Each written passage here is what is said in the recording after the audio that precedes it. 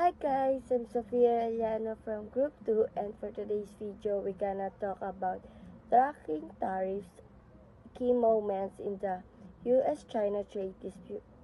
Let's focus on background and timeline. First, what is tracking tariffs?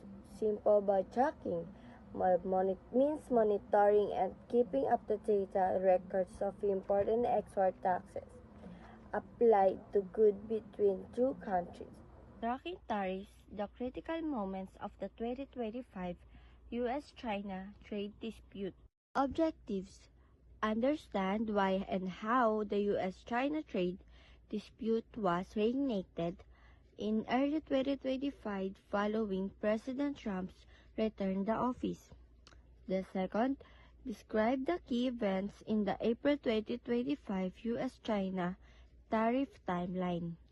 Third, explain why the United States introduced tariffs with emphasis on trade imbalances and synthetic opioid concern.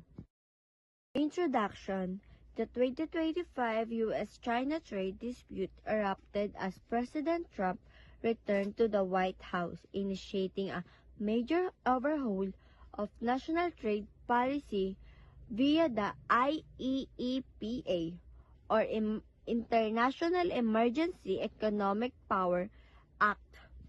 Ginamit nila ito para mabilis ang magpapatupad ng malaking pagbabago ng trade policy to address severe trade imbalances and the national emergency of the fentanyl crisis.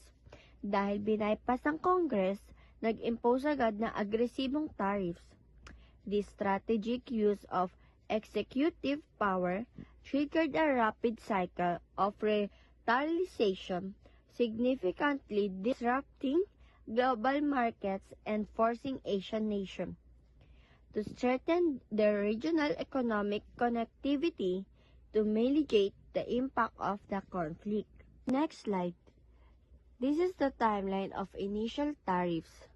April 2, 2025, the U.S. announced a significant tariff hike or Liberation Day, adding 34% to Chinese imports to bring total U.S. tariff impact on China to 54%. And April 4, 2025, China retaliates by imposing a 34% tariffs on U.S. imports, additional tariffs on all China's imports. And also April 7, 2025, the U.S. further escalate by adding around 50% additional tariffs to China, pushing the total tariffs burden on China imports. Next slide. Why tariffs? Tariffs are taxes and that government puts on goods coming into a country they exist because they can protect local business by making imported goods inexpensive. Second, raise money for the government. And the last, influence trade with other countries. Like example, sa isang bansa, nag-add ng isang tariff on imported steel, foreign steel becomes more expensive, so buyer might choose locally made steel instead. Trade imbalances. Seeking to correct large and persistent trade deficit that the administration argued were exacerbated by foreign non-tariffs, barriers and market access restriction. Synthetic opioids, the fentanyl crisis.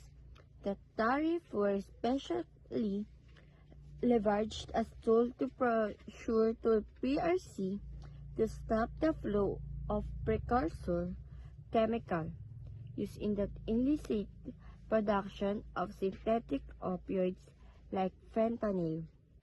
So, yung US ay gumamit ng tariffs and other trade measure to pressure foreign government to do more to stop the production and export the synthetic opioids and their chemical precursors. The goal was to push stronger regulation, enforcement, and cooperation to help curb fentanyl trafficking, contributing to the opioid crisis. And next slide. US started the tariffs. US started the tariffs to use its economic power as leverage the goal of trade imbalances and protect US industry from what it saw as unfair foreign trade practices, and force other countries to change behavior by making access to the US market most costly. In some cases, tariffs were also used to pressure foreign governments to do more to stop the production and export the synthetic opioids like fentanyl. And that's all. Thank you.